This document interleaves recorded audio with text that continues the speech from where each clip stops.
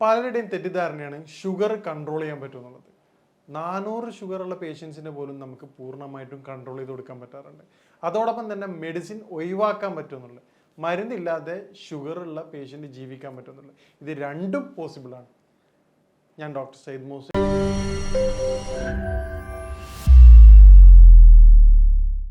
സംസാരിക്കാൻ പോകുന്ന വിഷയം ഷുഗറിൻ്റെ കാരണങ്ങളും അതെങ്ങനെ നമുക്ക് മെഡിസിൻ ഇല്ലാതെ മാറ്റിയെടുക്കാന്നുള്ളത്. നമ്മുടെ ക്ലിനിക്കിൽ വരുന്ന പേഷ്യൻസിനോട് നമ്മൾ ഏത് രൂപത്തിലാണ് നമ്മൾ പറയണമെന്നുള്ളതാണ് ഈ വീഡിയോയിൽ വിശദമായിരിക്കുന്നത്. ഏറ്റവും പ്രധാനപ്പെട്ട ഘടകം ഷുഗർ എന്നുള്ളത് നമ്മുടെ ലൈഫ് സ്റ്റൈൽ ഡിസോർഡറാണ്. അത് മാറ്റിയെടുക്കാത്തിടത്തോളം കാലം അത് പൂർണ്ണമായിട്ടും ചേഞ്ച് ആവില്ല. പേഷ്യൻസിൻ്റെ മെഡിസിനേക്കാളും ഏറ്റവും ഇമ്പോർട്ടൻ്റ് അവരുടെ ലൈഫ് സ്റ്റൈൽ ചേഞ്ച് ചെയ്യുക എന്നുള്ളതാണ്. നമുക്ക് ക്ലിനിക്കിൽ വരുന്ന പേഷ്യൻസിനോട് നമ്മൾ കൺസിഡർ ചെയ്യുന്ന സമയത്ത് അതിലൂന്നിക്കൊണ്ടാണ് നമ്മൾ മെഡിസിനേക്കാൾ ഉപരി എന്താണ് അവരുടെ ലൈഫ് സ്റ്റൈൽ എന്ന് അറിഞ്ഞുകൊണ്ടാണ് നമ്മൾ ട്രീറ്റ്മെൻറ്റ് കൊടുക്കുന്നത്. ഇതിലൂടെ നമുക്ക് കിട്ടുന്ന മികച്ച ഫലം എന്താണെന്ന് പറഞ്ഞാൽ പൂർണ്ണമായിട്ട് നമ്മൾ സന്തോഷത്തോടുകൂടിയാണ് പേഷ്യൻസ് വരുന്നത്. ഡോക്ടർ എനിക്ക് ആദ്യം ഏറ്റവും രസകരം എന്ന് പറഞ്ഞാൽ ആൾക്കാർ ഡയബറ്റിക് ആയിട്ടുള്ള 5-6 വർഷമായിട്ടുള്ള പേഷ്യൻസ് പോലും HbA1c എന്താണെന്ന് അറിയാത്ത പേഷ്യൻസ് ഉണ്ട്. അത് നമ്മുടെ ഇൻവെസ്റ്റിഗേഷനിൽ ഷുഗർ എങ്ങനെ മനസ്സിലാക്കുക എന്നുള്ളതിൽ നമുക്ക് വിശദമായിട്ട് പരിശോധിക്കാം. അപ്പോൾ ഈ HbA1c 11 മുകളിലുള്ള പേഷ്യൻസിൻ്റെ പോലും നമുക്ക് ബിലോ 6 ആക്കാൻ പറ്റിയിട്ടുണ്ട്. അതിന് മെഡിസിൻ കൊണ്ട് മാത്രമല്ല, പൂർണ്ണമായിട്ടും ഡയബറ്റിക് റിവേഴ്സിബിൾ ആണ്. അത് പേഷ്യൻസിൻ്റെ സഹകരണം ഇല്ലാതെ അതൊരിക്കലും നടക്കില്ല. അപ്പോൾ എന്താണ് ഡയബറ്റിക്കിൻ്റെ കാരണമെന്നും അതോടൊപ്പം തന്നെ അത് എങ്ങനെ നമുക്ക് മാറ്റിയെടുക്കാൻ നമുക്ക് വിശദമായിട്ട് പരിശോധിക്കാം. ഈ രൂപത്തിലാണ് ഞങ്ങൾ ക്ലിനിക്കിൽ ചെയ്യുന്നത്. ഇത് നിങ്ങളും ഫോളോ ചെയ്യുകയാണെങ്കിൽ നിങ്ങൾക്കും ഇതുപോലെ നിങ്ങളുടെ ഷുഗർ പൂർണ്ണമായിട്ടും കൺട്രോൾ ചെയ്യാം. ആദ്യമായിട്ട് എന്താണ് ഷുഗറിൻ്റെ കാരണമെന്ന് പരിശോധിക്കാം. ഏറ്റവും പ്രധാനപ്പെട്ട വില്ലൻ സഡൻഡറി ലൈഫ് സ്റ്റൈലാണ്. ഇപ്പോൾ എല്ലാ ആൾക്കാരും ചോദിക്കും, ഡോക്ടറിൻ്റെ എല്ലാ വീഡിയോയിലും സഡൻഡറി ലൈഫ് സ്റ്റൈൽ പറയുന്നത് അത് തന്നെയാണ് ഇന്നത്തെ ഏറ്റവും പ്രധാനപ്പെട്ട വില്ലൻ. സഡൻഡറി ലൈഫ് സ്റ്റൈൽ എന്ന് പറയാൻ കാരണം രാത്രി വളരെ വൈകിട്ട് ഉറങ്ങുകയും രാവിലെ വളരെ വൈകി എഴുന്നേൽക്കുകയും ചെയ്യുന്ന അവസ്ഥ. നമ്മൾ ഷുഗറുള്ള പേഷ്യൻസിനോട് കൺസൾട്ട് ചെയ്യുന്ന സമയത്ത് ഏറ്റവും പ്രധാനമായിട്ട് അവരോട് സംസാരിക്കുന്ന ഒരു വിഷയം നിങ്ങളുടെ പ്രൊഫഷൻ എന്താണെന്ന് ചോദിക്കും.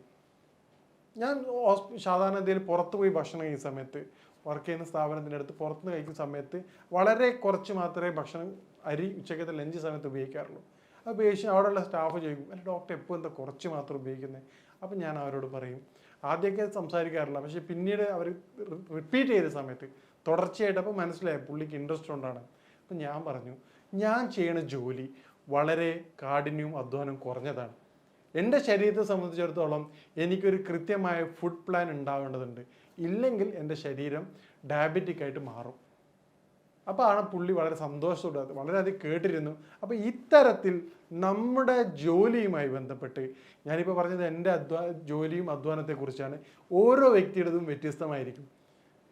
ശാരീരിക അധ്വാനം കൂടുതലുള്ള ഒരു വ്യക്തി വളരെ കുറച്ച് ഭക്ഷണം കഴിച്ച് കഴിഞ്ഞാൽ അത് കൂടുതൽ കോംപ്ലിക്കേറ്റ്, ഹൈപ്പോഗ്ലൈസീമിയ എന്നുള്ള അസുഖം വരും, ഷുഗർ കുറഞ്ഞ് തലകറക്കം വരും. ഞാൻ ആ വിഷയമല്ല പറഞ്ഞത്. ഓഫീസിൽ വർക്ക് ചെയ്യുന്ന, ഇരുന്ന് വർക്ക് ചെയ്യുന്ന, അല്ലെങ്കിൽ താരതമ്യേന അധ്വാനം കുറഞ്ഞ വ്യക്തികളാണെങ്കിൽ അവരുടെ ഫുഡ് ഇൻടേക്ക് അവർ കൃത്യമായിട്ട് പരിശോധിക്കണം.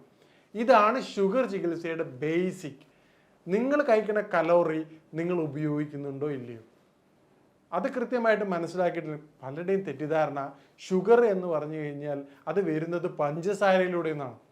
അത് വളരെയധികം തെറ്റായ തെറ്റിദ്ധാരണയാണ്. കാരണം എന്താണെന്ന് പറഞ്ഞാൽ ഷുഗറിൻ്റെ ഏറ്റവും പ്രധാനപ്പെട്ട വില്ലൻ കാർബോഹൈഡ്രേറ്റ് ആണ്, അരിഭക്ഷണമാണ്. അത് ശരീരത്തിൽ സൂക്ഷിക്കുന്നതുകൊണ്ടാണ് ഷുഗർ എന്ന് വരുന്നത്. മലയാളിയുടെ ഏറ്റവും പ്രധാനപ്പെട്ട വിഷയം, ഒരു ചോറ് ഇപ്പോൾ ഹോട്ടലൊക്കെ പോകുന്ന സമയത്ത് എത്രയാണ് ആൾക്കാർ 1-2 പ്രാവശ്യം വളരെയധികം കഴിക്കുകയാണ്. ഈ പുള്ളി പോണത് ബൈക്കിലാണ്, നേരെ ഷോപ്പിലിരുന്ന് വീണ്ടും വീട്ടിലേക്ക് പോവാണ്. പിന്നെ 1-2 മാസം കഴിയുമ്പോൾ സിംറ്റംസ് തുടങ്ങും. നേരത്തെ പറഞ്ഞ പോലെ നമ്മുടെ ഫുഡിൽ കൃത്യമായ രൂപത്തിൽ ക്രമീകരിക്കുകയാണെങ്കിൽ നമുക്ക് ഡയബറ്റിക് പൂർണ്ണമായിട്ടും മാറ്റാൻ പറ്റും. ഇന്ന് പല പല ചാർട്ടുകളുണ്ട്. നിങ്ങൾ കഴിക്കുന്ന ഭക്ഷണത്തിൻ്റെ കലോറിക് വാല്യൂ അറിയാൻ പറ്റും. ഈ അടുത്ത കാലത്ത് ഞാൻ ഫംഗ്ഷന് പോയ സമയത്ത് അവിടുന്ന് ഒരു ജ്യൂസ് കിട്ടിയിരുന്നു. അത് പാക്ക്ഡ് ജ്യൂസാണ്, അപ്പം നല്ല കോസ്റ്റ്ലിയാണ്. ആ നോക്കുന്ന സമയത്ത് അതിൻ്റെ കലോറിക് വാല്യൂ വരുന്നത് 300 ഗ്രാമാണ്. 300 കലോറി വരുന്നത്. 300 കലോറി എന്ന് പറഞ്ഞാൽ ഏകദേശം ഒരു 5 കിലോമീറ്റർ അല്ലെങ്കിൽ 8 കിലോമീറ്റർ സൈക്ലിംഗ് ചെയ്താൽ മാത്രമേ അത് ബേൺ ചെയ്യുള്ളൂ. ഈ സാധനങ്ങൾ 1-2 നമ്മൾ ജസ്റ്റ് സ്നാക്സ് അവോയ്ഡ് ചെയ്തിട്ടുള്ള കാര്യമാണ് ഞാൻ പറഞ്ഞത്. ജ്യൂസ് മാത്രമാണ് 300 കലോറി ഉള്ളത്. ഇത് കഴിക്കുന്നതിലൂടെ വ്യക്തിക്ക് എന്താ സംഭവിക്കുക, സ്നാക്സും കഴിക്കുമ്പോൾ 1000-1500 കലോറി അറ്റ് സിംഗിൾ ടൈം കിട്ടുകയാണ്. ഒരു വ്യക്തിക്ക് 1000 മുതൽ 2000 കലോറി മാത്രം മതി ഒരു ദിവസം. ഈ രൂപത്തിൽ നമ്മൾ ഭക്ഷണം ക്രമീകരിക്കുകയാണെങ്കിൽ നമുക്ക് ഡയബറ്റിക് എന്നുള്ള അസുഖം പൂർണ്ണമായിട്ട് മാറ്റാൻ പറ്റും. നമ്മുടെ ബ്രേക്ക്ഫാസ്റ്റ് ഹെൽത്തി ബ്രേക്ക്ഫാസ്റ്റ് ആവാൻ വേണ്ടി പ്രത്യേകം ശ്രദ്ധിക്കുക. രാവിലെ നിങ്ങൾക്ക് റൈസ് ഐറ്റം ഉപയോഗിക്കുന്നതിന് യാതൊരു ബുദ്ധിമുട്ടില്ല. എന്നിരുന്നാലും ഇടവേളകളിൽ, ഉദാഹരണത്തിന് എല്ലാ ദിവസവും തുടർച്ചയായിട്ട് ദോശയ്ക്ക് പകരം ചില ദിവസങ്ങളിൽ റാഗി ദോശ സെലക്ട് ചെയ്യാം. അതുപോലെ ഗോതമ്പത്തിൻ്റെ നുറുക്ക് നമുക്ക് ഉപ്മാവായിട്ട് ഉപയോഗിക്കാം. ചില ദിവസങ്ങളിൽ നിങ്ങൾക്ക് ഇഡ്ഡലി കഴിക്കുന്നതിന് കുഴപ്പമില്ല, കണ്ടിന്യൂസ് ആയിട്ട് റൈസ് ഐറ്റംസ് പരമാവധി കുറക്കുക. അതോടൊപ്പം തന്നെ 2 ഇഡ്ഡലി കഴിക്കുന്ന സമയത്ത് ചട്നിക്ക് പകരം തന്നെ അതോടൊപ്പം തന്നെ കടല വറുത്തത്, പ്രോട്ടീൻ കുറച്ചും കൂടി ആഡ് ചെയ്യാൻ ശ്രമിക്കുക.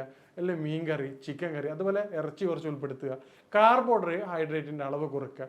ലഞ്ചിൻ്റെ സമയത്തേക്ക് വരുമ്പോൾ ഈ രൂപത്തിൽ കഴിക്കുമ്പോൾ സ്വാഭാവികമായിട്ടും ബ്രേക്ക്ഫാസ്റ്റ് കഴിക്കുമ്പോൾ 11 മണിക്ക് തന്നെ ചെറിയൊരു വിശപ്പ് തുടങ്ങും. ആ സമയത്ത് ഷുഗർ പേഷ്യൻ്റ് ആണെങ്കിൽ പറ്റുകയാണെങ്കിൽ സലാഡ് ഐറ്റംസ് എന്തെങ്കിലും ലഞ്ച് ബോക്സ് കരുതുക. നമ്മൾ കക്കരിയോ അല്ലെങ്കിൽ വല്ല ചെറുതായിട്ടുള്ള ഗ്രൈൻസ് നിലക്കടലയോ കഴിക്കുകയാണെങ്കിൽ 1, 5, 10 ഐറ്റംസ് കഴിക്കുകയാണെങ്കിൽ അത് വീണ്ടും ക്ലിയർ ആവും. പിന്നെ നമ്മൾ ലഞ്ചിലേക്ക് വരുമ്പോൾ കാർബോഹൈഡ്രേറ്റിൻ്റെ അളവ് 30% ചുരുക്കുക. ഹെൽത്ത് പ്ലേറ്റ് കീപ്പ് ചെയ്യാൻ പ്രത്യേകം ശ്രദ്ധിക്കുക. ഹെൽത്ത് പ്ലേറ്റ് എന്ന് പറഞ്ഞാൽ നമ്മൾ ലഞ്ച് 3 ടൈപ്പായിട്ട് ചേഞ്ച് ചെയ്യുക. കാർബോഹൈഡ്രേറ്റ്, പ്രോട്ടീന്, അതുപോലെ തന്നെ നമ്മുടെ ഈ പറഞ്ഞ ഫ്രൂട്ട്സ്, വെജ്. ഏറ്റവും പ്രിഫറൻസ് കൊടുക്കേണ്ടത് 30% മാത്രം, അല്ലെങ്കിൽ 20 to 25% മാത്രം കാർബോഹൈഡ്രേറ്റിനും അതുപോലെ പ്രോട്ടീനും കൊടുക്കുക. ബാക്കി 40 to 50% വെജിറ്റബിൾസ് ആൻഡ് സലാഡിന് കൊടുക്കുക.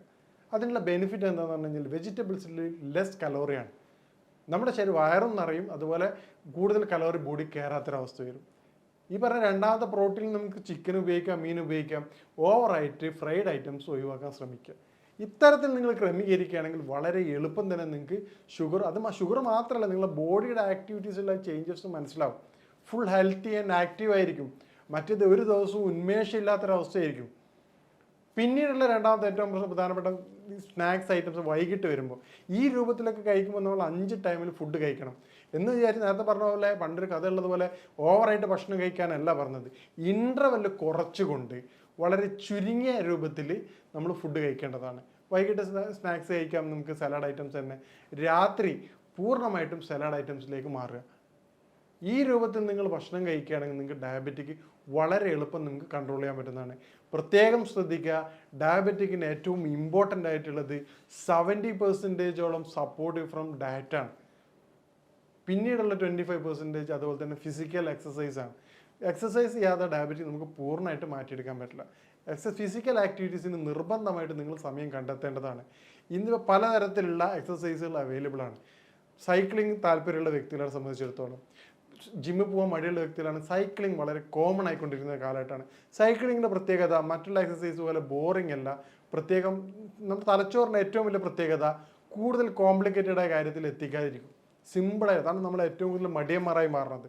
തലച്ചോറ് പറയും ഇപ്പോൾ ചെയ്യേണ്ട പിന്നീട് ചെയ്യാം, അല്ല ആ രൂപത്തിൽ ചെയ്യേണ്ട എന്നുള്ളൊരു സേഫ് സോണിലേക്കാൻ ശ്രമിക്കും. സൈക്ലിങ്ങിൻ്റെ ഇമ്പോർട്ടൻ്റ് നമ്മുടെ തലച്ചോറ് താല്പര്യമുള്ളൊരു വിഷയമാണ്. നമ്മളെടുത്ത് അറിയാതെ ചെയ്യും. ഇപ്പോൾ 1/2 മണിക്കൂർ 1 മണിക്കൂർ പോകണം എന്നുള്ള ആൾക്കാരാണെങ്കിൽ വളരെ സന്തോഷത്തോടുകൂടി ചെയ്യാൻ പറ്റും. ഇത് മസിൽസ് പവർ കിട്ടും, കാലിൻ്റെ മസിൽസിന് സ്ട്രെങ്ത് വരും. ഇത് ഡയബറ്റിക്കിന് വളരെ ഫലപ്രദമാണ്. ഞാൻ 1, 2, 3 പേഷ്യൻ്റ് നടത്തിയ റിസർച്ച് പ്രകാരം സൈക്ലിംഗ് വളരെ ഫലപ്രദമാണ്.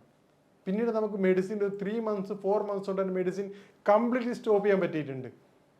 അതേപോലെ തന്നെ ചില പേഷ്യൻസ് വന്ന് പറയാറുണ്ട്, ഡോക്ടറെ ഇപ്പോൾ 1-2 കൊല്ലമായിട്ട് യാതൊരു കുഴപ്പമില്ല, ചെറുതായിട്ടൊന്ന് ഉറക്കം തെറ്റിക്കാൻ തുടങ്ങിയപ്പോൾ ചെറിയ ലക്ഷണങ്ങൾ കാണിക്കുന്നുണ്ട്.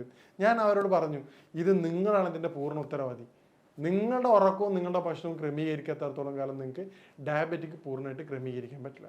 ഇനി ഡയബറ്റിക്കിൻ്റെ ലക്ഷണങ്ങൾ എന്തൊക്കെയാണെന്ന് നോക്കാം. നമുക്ക് ഡയബറ്റിക് എല്ലാവർക്കും അറിയാവുന്ന പോലെ കോമൺ ലക്ഷണങ്ങൾ തന്നെയാണ് അമിതമായ വിശപ്പും അമിതമായ ദാഹവും, കഠിനമായ ക്ഷീണം. ഡയബറ്റിക് കോംപ്ലിക്കേറ്റ് ആവുന്ന പിന്നീട് ഉണ്ടാകുന്ന ആൾക്കാർക്ക് ഡൗട്ടാണ്, ഡോക്ടർ ഡയബറ്റിക്കിൻ്റെ മെഡിസിൻ കഴിച്ച് എൻ്റെ കിഡ്നി പോകുന്നുള്ളത്. പെട്ടെന്ന് മനസ്സിലാക്കേണ്ട കാര്യം, ഡയബറ്റിക്കും ഹൈപ്പർ ടെൻഷനും മെഡിസിൻ കഴിക്കുമ്പോൾ ഒരു കാരണവശാലും നിങ്ങളുടെ കിഡ്നിക്ക് ഡയറക്റ്റ് അത് ബാധിക്കാറില്ല.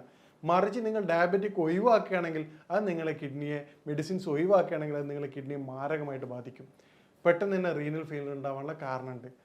അപ്പോൾ ഡയബറ്റിക് ഉള്ള വ്യക്തികൾ കൃത്യമായ മെഡിസിൻ കഴിക്കുകയും അതോടൊപ്പം തന്നെ സ്റ്റെപ്പ് ബൈ സ്റ്റെപ്പായിട്ട് ഡയബറ്റിക് റിവേഴ്സ് ചെയ്യാനുള്ള എല്ലാവിധ മെക്കാനിസത്തിലേക്കും മാറേണ്ടതാണ്. ഡയബറ്റീസിന് നമുക്ക് വീട്ടിൽ തന്നെ ഉപയോഗിക്കാൻ വരുന്ന ഹോം റെമഡീസ് നമുക്ക് അവസാനം ചർച്ച ചെയ്യാം.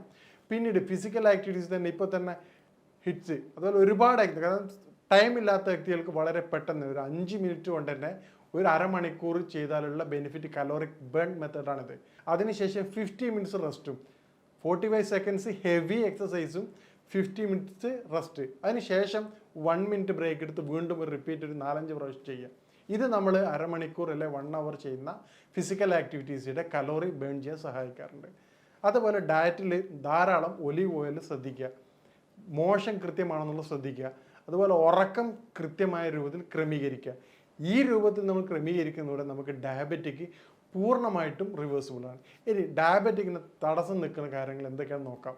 പ്രധാനമായിട്ടും കഫത്തിൻ്റെ ബുദ്ധിമുട്ട് ഡയബറ്റിക്കിന് പ്രധാനപ്പെട്ട വില്ലൻ ആവാറുണ്ട്. ഇത്തരത്തിൽ ഉപയോഗിക്കണം നമ്മൾ വെറും വയറ്റിൽ രാവിലെ ഒരു 1/2 ടീസ്പൂൺ കരിഞ്ജീരകത്തിൻ്റെ എണ്ണ ഉപയോഗിക്കുകയാണെങ്കിൽ അത് ഡൈജഷനും കഫത്തിൻ്റെ ബുദ്ധിമുട്ടും കുറയാൻ സഹായിക്കാറുണ്ട്. ഭക്ഷണത്തിൽ തുടർച്ചയായിട്ട് ഇഞ്ചി ഉപയോഗിക്കുന്നത് ദഹന പ്രക്രിയയെ ത്വരിതപ്പെടുത്താറുണ്ട്. ഫ്ലാക്സീഡ് ഉപയോഗിക്കുകയാണെങ്കിൽ അത് വളരെ സലാഡ് ഫ്ലാക്സീഡ് കൂടി ആഡ് ചെയ്യുകയാണെങ്കിൽ വളരെ ഫലപ്രദമായി മാറാറുണ്ട്. ഈ രൂപത്തിൽ നേരത്തെ പറഞ്ഞതുപോലെ കാരണം കൃത്യമായി കണ്ടെത്തുന്നതിലൂടെ നമുക്ക് പ്രമേഹം പൂർണ്ണമായും റിവേഴ്സ് ചെയ്യാൻ പറ്റുന്നതാണ്. ഇത്തരത്തിൽപ്പെട്ട നമ്മളെ ക്ലിനിക്കിൽ ഈ രൂപത്തിലാണ് പേഷ്യൻറ്റിനെ കൺസൾട്ട് ചെയ്യുന്നത്. അതായത് ആ ഒരു കാരണം അറിഞ്ഞുകൊണ്ട് ട്രീറ്റ് ചെയ്യുന്നുണ്ട് നമുക്ക് ഡയബറ്റിക് പൂർണ്ണമായും മാറ്റിയെടുക്കാവുന്നതാണ്. ഡയബറ്റിക്കിൻ്റെ കോംപ്ലിക്കേഷൻസ് വളരെ ബുദ്ധിമുട്ടുള്ളതാണ്. നമ്മൾ പ്രത്യേകിച്ചും ശ്രദ്ധിച്ചാൽ മനസ്സിലാവും കൃത്യമായ ശരീര ക്ഷീണം വരും, തരിപ്പ് വരും. നമ്മുടെ കുടുംബത്തിൽ തന്നെയുള്ള ആൾക്കാരല്ല ഫ്രണ്ട് സർക്കിൾ ആണെന്ന് നോക്കിയാൽ മനസ്സിലാവും. സ്റ്റാർട്ടിങ്ങിൽ തന്നെ ഇന്ന് ഇന്ത്യയിലൊക്കെ ചില പേഷ്യൻസൊക്കെ നോക്കുമ്പോൾ 28 തന്നെ ഡയബറ്റിക്കാണ്. ചില പേഷ്യൻ്റ് നോക്കുമ്പോൾ HbA1c പെട്ടെന്ന് കൂടിയിട്ടുള്ളത്. അപ്പോൾ നമ്മൾ യുവാക്കൾ പോലും നിർബന്ധമായിട്ട് കാരണം ഡയബറ്റിക്കിൻ്റെ ഏറ്റവും പ്രധാനപ്പെട്ട വില്ലൻ പറയണത് ഓവർ സ്ട്രെയിൻ ആൻഡ് സ്ട്രെസ്സാണ്. ഇന്നത്തെ യുവാക്കൾക്കിടയിലുള്ള ഫിസിക്കൽ ആക്ടിവിറ്റീസ് കുറവും ഓവറായിട്ടുള്ള സ്ട്രെയിൻ ആൻഡ് സ്ട്രെസ്സാണ്. ഇത് ഡയബറ്റിക്കിൻ്റെ പ്രധാനപ്പെട്ട വില്ലനാണ്. അപ്പോൾ കൃത്യമായ രൂപത്തിലുള്ള മെഡിറ്റേഷനോ അല്ലെങ്കിൽ കൃത്യമായ രൂപത്തിലുള്ള ഫിസിക്കൽ വർക്കും ഇല്ലെങ്കിൽ ഡയബറ്റിക് യുവാക്കളിൽ വളരെ പെട്ടെന്ന് കണ്ടുവരും. വന്ന വ്യക്തികൾ പ്രത്യേകം മനസ്സിലാക്കേണ്ട ഒരു കാര്യം, ഇത് പൂർണ്ണമായിട്ടും റിവേഴ്സിബിളാണ്. നമുക്ക് അധ്വാനിച്ച് കഴിഞ്ഞാൽ വളരെ എളുപ്പം തന്നെ മാറ്റിയെടുക്കാവുന്നതാണ്. ഇനി ഡയബറ്റിക്കായിട്ട് ബന്ധപ്പെട്ട എന്ത് സംശയവും കാര്യങ്ങൾക്കും ബന്ധപ്പെടാവുന്നതാണ്. ഇനി മറ്റൊരു വിഷയമായിട്ട് കാണാം. നന്ദി.